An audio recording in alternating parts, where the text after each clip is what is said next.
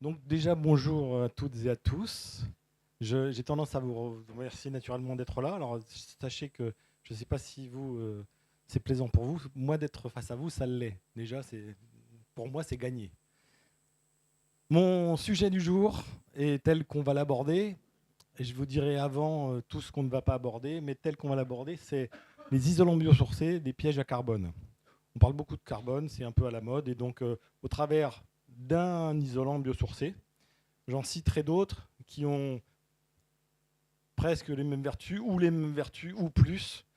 Mais les isolants biosourcés, de façon générale, sont des pièges à carbone. Et on va essayer juste de montrer ça au travers de l'élément. Quand on parle de biosourcés, de matériaux biosourcés, euh, on ne va pas parler de toutes les vertus naturelles de ces matériaux-là. On ne va pas parler forcément de terre, par exemple. On ne va pas parler forcément de chaux et de rénovation à la chaux. On ne va pas parler de tout un tas de produits naturels qui ont des vertus pour le bâti qui permettent de rendre les bâtiments vivants et sains, sans aller mettre des artifices divers et variés. Je donne un exemple, si effectivement vous faites une rénovation d'un bâti ancien par exemple, mais ça peut être un bâti neuf, que ce bâti neuf est étanche, on va faire un trou d'un côté et un trou de l'autre pour faire circuler l'air. Alors qu'il y a des modes constructifs qui permettent de les rendre perspirants et naturellement de gérer l'air sans avoir d'artifices qui vont ne faire que ça. Je risque de digresser un petit peu dans la conférence. Ne vous inquiétez pas, c'est normal, c'est une marque de fabrique. Donc jusque-là, sachant qu'on a 30 minutes, donc on essaiera quand même de pas trop le faire. Euh, donc qu'est-ce que c'est l'univers matériaux? L'univers matériaux, c'est une structure qui a été créée, alors je vous fais ça très rapide, en 1994, avec un petit peu quelque chose avant et beaucoup après, par quelqu'un qui, en gros, s'est trouvé dans la situation où il avait des rénovations à faire, et puis il ne trouvait pas les matériaux adéquats comme il le souhaitait, donc des matériaux biosourcés. Et il a trouvé, par le biais d'un réseau, ces matériaux, et puis ce réseau a dit, est-ce que tu ne veux pas vendre ces matériaux-là, etc., ainsi de suite. Sachant que vendre des matériaux biosourcés en 94, c'est un peu être pris pour un beatnik. Mais c'est vrai. Et aujourd'hui, ça redevient quelque chose de sensé parce qu'on se rend compte des vertus de ces matériaux-là. Donc tous les gens qui ont commencé par faire ces démarches-là ont travaillé d'arrache-pied pour crédibiliser, pour redonner une crédibilité technique à ces produits-là. Moi, je leur tire mon chapeau. Moi, ça fait 2 ans que je travaille là-dedans. Mais tous ceux qui sont venus avant, on ne parlait pas de la crise climatique, on ne parlait pas des problématiques carbone, on ne parlait pas de toutes les économies d'énergie qu'il fallait faire au travers des rénovations énergétiques, etc. etc. Et il n'y avait pas un truc qui s'appelle l'AREA20 dont on vient de parler. Donc ça existe depuis 1994, c'est un Irak. C'est une petite structure, un négoce de matériaux. On est 3, donc c'est vraiment une petite structure. Mais on est capable de... On essaie d'avoir une expertise sur le bâti, sur des modes constructifs qui permettent de vous donner, pas une, mais des possibilités par rapport à ce que vous souhaitez faire, et toujours dans le biosourcé.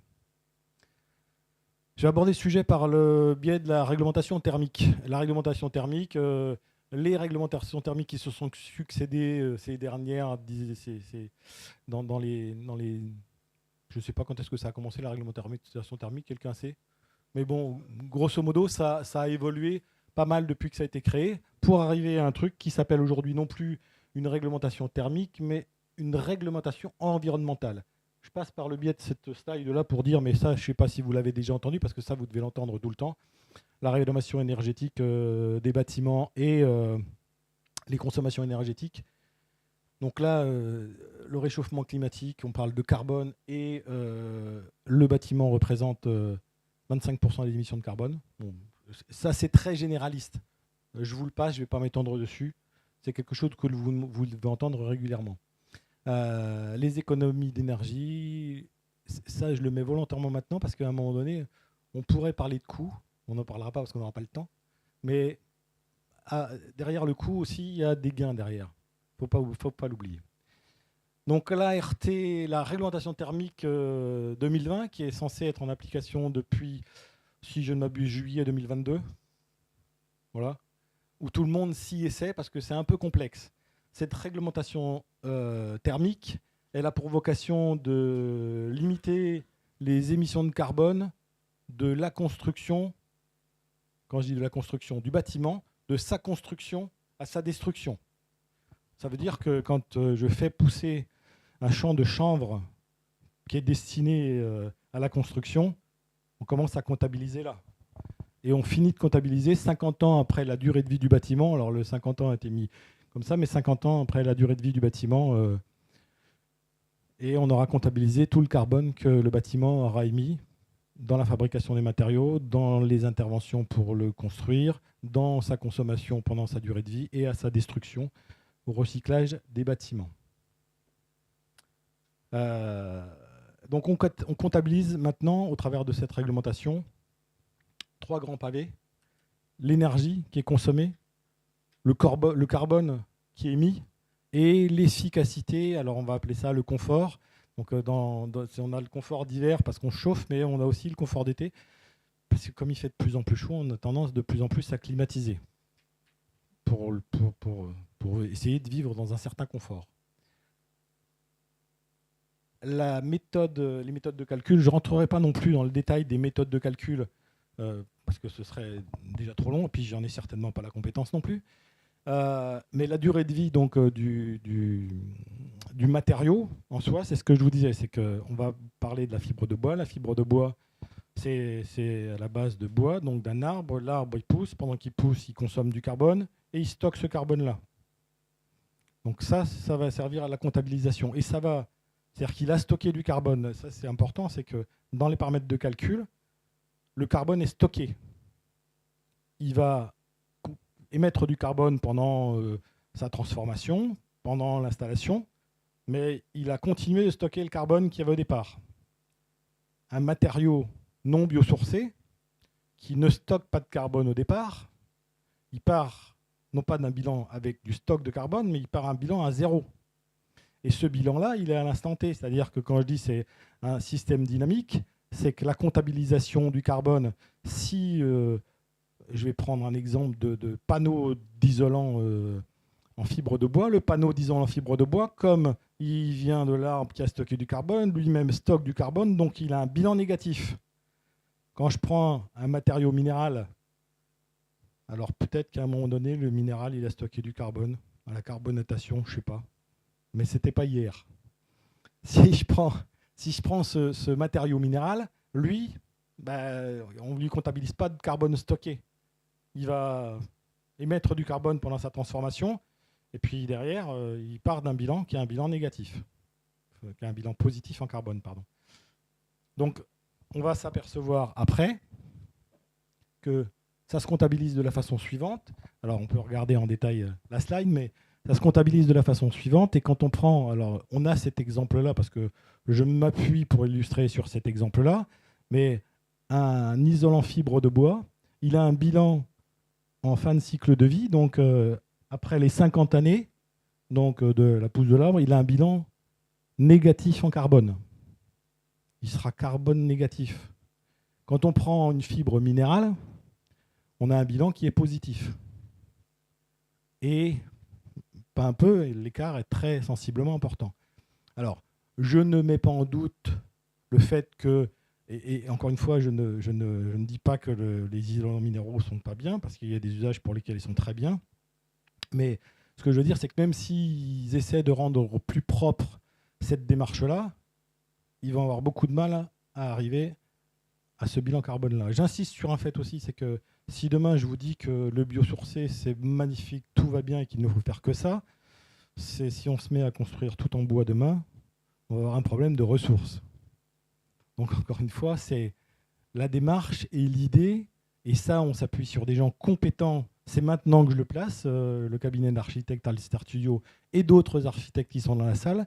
C'est la prise en compte, la RE 2020 ouvre sur une vision globale du bâti. Et donc, si on prend en compte cette vision globale du bâti, on réfléchit au mode constructif, on pense bioclimatique, etc., etc., etc. Et il y a des gens qui sont spécialisés là-dedans, voilà, qui ont des approches. J'ai parlé de l'Alster Studio, je ne me rappelle plus. Voilà, atelier Dolphus, voilà. D'autres qui sont dans cette démarche-là. Donc aujourd'hui, je ne dis pas qu'on a toutes les compétences et toutes les personnes pour réaliser. Il y en a, ça se développe, il y a des architectes qui conçoivent, il y a des installateurs qui utilisent ces matériaux-là.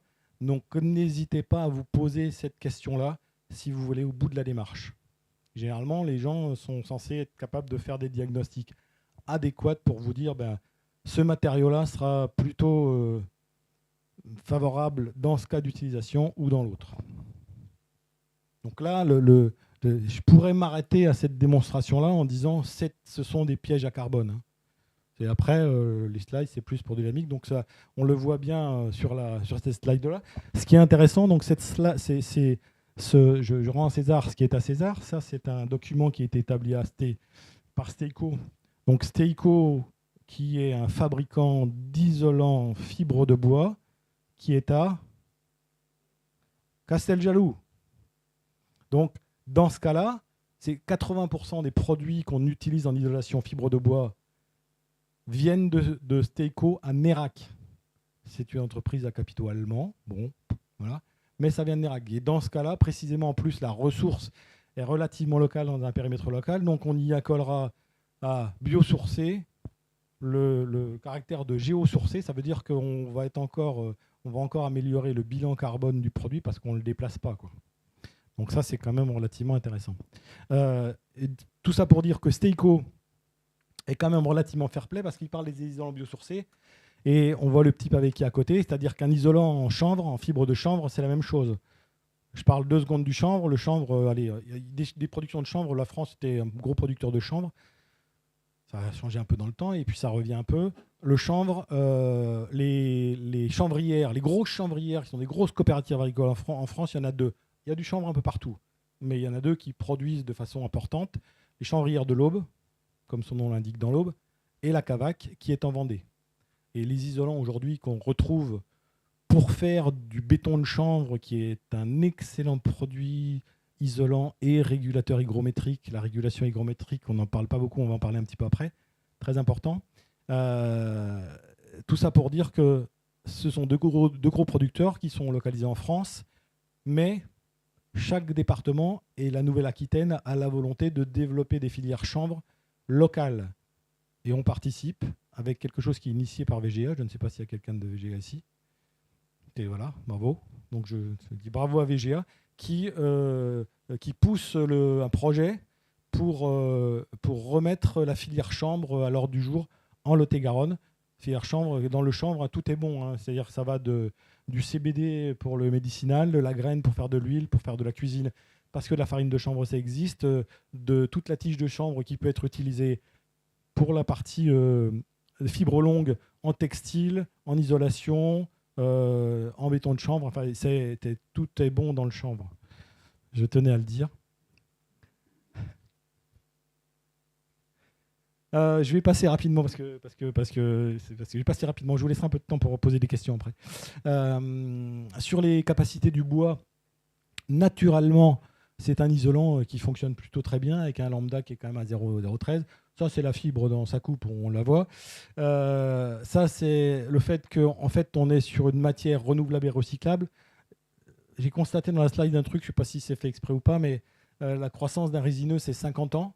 Donc, si on gère bien une forêt, c'est pile poil la durée de vie du bâtiment dans les RE 2020. Je ne sais pas qui a fait ça. Et le recyclage en fin de vie est relativement simple. Ça, c'est pas très compliqué à imaginer. C'est quand vous faites une maison en terre, j'ai bien dit en terre, pour la recycler, c'est extrêmement simple. Il suffit de dépendre dans le champ.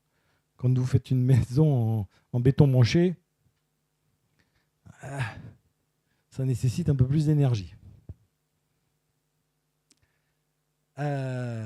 Donc là, c'est l'illustration du stockage de CO2. 1 mètre cube de bois, pour mettre en œuvre 1 mètre cube de bois, pour une charpente traditionnelle, par exemple, avec une certaine dimension, c'est 4 tonnes de CO2 stockées. Pour une ITE en fibre de bois, c'est 4 tonnes de CO2, en 80 mm, c'est 4 tonnes de CO2 de stocké. On n'imagine pas qu'effectivement une maison peut avoir stocké du CO2 et peut être cet élément-là. On parle aussi, donc, dans la RE 2020, toujours du confort d'été. Là, je ne vais pas m'arrêter très longtemps, mais juste pour vous montrer que j'irai jusqu'au bout de la démarche. Ça, c'est la courbe de température en été. Ça, c'est la courbe de température d'un isolant minéral en été. Et ça, c'est la courbe de température d'un isolant, enfin là pour le coup, de l'isolant, la fibre de bois. On va mettre l'accent sur deux choses. C'est la linéarité de la courbe verte, donc qui a une variation de température qui est peu importante. Et c'est surtout qu'elle se croise avec la courbe de température ici, pile avec un déphasage complet. Ce qui veut dire que quand la température monte, le temps de chauffe de l'isolant, il est relativement long. Et quand la température baisse, cet isolant va rebaisser au même moment. Il est bien évident, mais ça c'est vrai pour tout matériau, presque tous, c'est que si cette courbe-là, elle passe ici, automatiquement, la courbe là, elle sera linéaire, mais elle va suivre. Hein. Elle sera déphasée, mais elle va suivre. Donc, si vous imaginez qu'en mettant 4 couches d'isolant en 200 mm, quel qu'il soit, et que la température, elle monte à 45 degrés et qu'elle reste à 40 degrés la nuit pendant 15 jours, la température intérieure, elle restera difficilement à 20 degrés. Hein. La solution, c'est la grotte et la grotte profonde pour ça.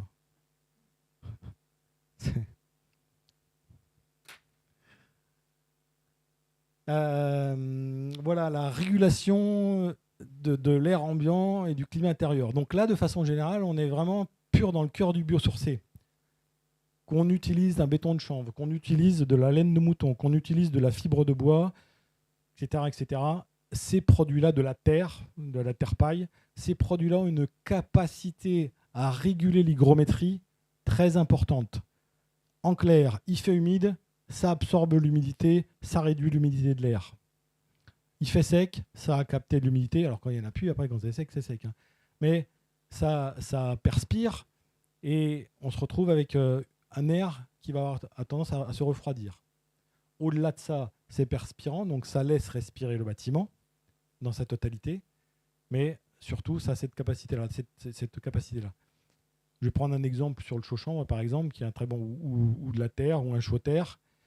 Quand on vient sur de la rénovation, mais on peut le faire sur du neuf aussi, mais on le fera plutôt on le fera différemment sur du neuf. Quand on vient mettre une régulation hygrothermique sur un mur de pierre qui fait 60 cm en chaud-chambre, par exemple, ou en terre, c'est 4 à 5 cm. Ça permet de faire cette régulation, d'avoir un changement de température de surface qui va se rapprocher de la température de l'air ambiant, qui va donner une sensation de confort beaucoup plus importante. Tous ceux, il va falloir qu'on les fasse parler parce que c'est bien ça. Toute personne qui a fait une isolation type chaud-chanvre à l'intérieur, chez lui, a senti du jour au lendemain fondamentalement une différence de bien-être à l'intérieur du bâtiment. Là, on parle de carbone, mais les produits dits biosourcés bien mis en œuvre, ça fait vivre l'habitat différemment et le bien-être ressenti dans ces bâtiments-là n'est pas du tout le même. Donc malheureusement, ça c'est pas chiffré, c'est pas quantifié, ça ne peut être que aujourd'hui que des témoignages de gens qui font ça. Si vous avez des contradictions par rapport à ce que je vous dis, surtout gardez-les pour tout à l'heure. La diffusion de la vapeur d'eau, effectivement, donc là on parle purement de la fibre de bois et d'un mode constructif tout en fibre de bois. C'est qu'on peut complètement isoler, y compris faire un pare-pluie avec de la fibre de bois et garder un système qui est complètement perspirant avec le même matériau.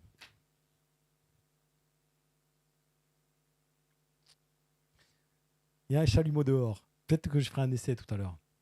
Mais donc, souvent, ce qui est opposé à ces matériaux-là, c'est effectivement la problématique du feu, et particulièrement pour vous, collectivités. Il existe aujourd'hui, je n'ai pas regardé mes notes, mais je devrais m'en souvenir quand même, donc Steico, par exemple, au travers de ses modes constructifs en fibre de bois, a des certifications CSTB pour faire des immeubles de 8 étages, isolation par l'extérieur, fibre de bois, sans coupe-feu au niveau des planchers. Là, on voit sur les images le test sur la partie ici d'un chalumeau sur de la fibre de bois vrac, c'est-à-dire donc pas en panneau, et Là, on est sur une laine de verre. En gros, quand on fait le test dans les mêmes conditions, l'écart, il n'est pas si sensible que ça. Je continue sur la démarche, là en extérieur, là on le montre en extérieur, alors, parce qu'il y a des différences d'homologation dans les produits. Ça, c'est une isolation par l'extérieur en styrène, avec une couche d'enduit. On voit a priori que ça a l'air de pas mal flamber. Ça, c'est avec de la fibre de bois, même chose, dans les mêmes conditions en extérieur, avec un enduit de la même façon. La résistance au feu, c'est 30 à 120 minutes, suivant les modes constructifs et suivant les assemblages. Donc ça c'est juste pour effectivement être capable de dire, OK, on a des résultats avec d'autres matériaux. Ces matériaux-là ne sont pas encore tous validés, mais risquent de le devenir rapidement. On reste sur la fibre de bois pour rendre encore une fois à César ce qui appartient à César, c'est à Steico. La fibre de bois, on peut l'utiliser aussi comme isolant phonique. Ça fonctionne très bien sur les planchers. Ça fonctionne très bien avec les différents assemblages qu'on peut faire. Donc là, on a un produit qui permet quand même d'y répondre. Il y en a d'autres en biosourcé, bien sûr. Steico peut donc rentrer dans un mode constructif global. Je parle de Steico. J'insiste sur le truc parce que je me suis appuyé sur Steico et que Steico est local. J'insiste un peu sur ce sujet-là. Et tous les modes constructifs qu'on peut avoir. Les certifications qui vont avec. Si vous avez des questions, je les ai apprises toutes par cœur. Parce qu'il y a en fait il y a le national et l'européen. On va passer aux questions.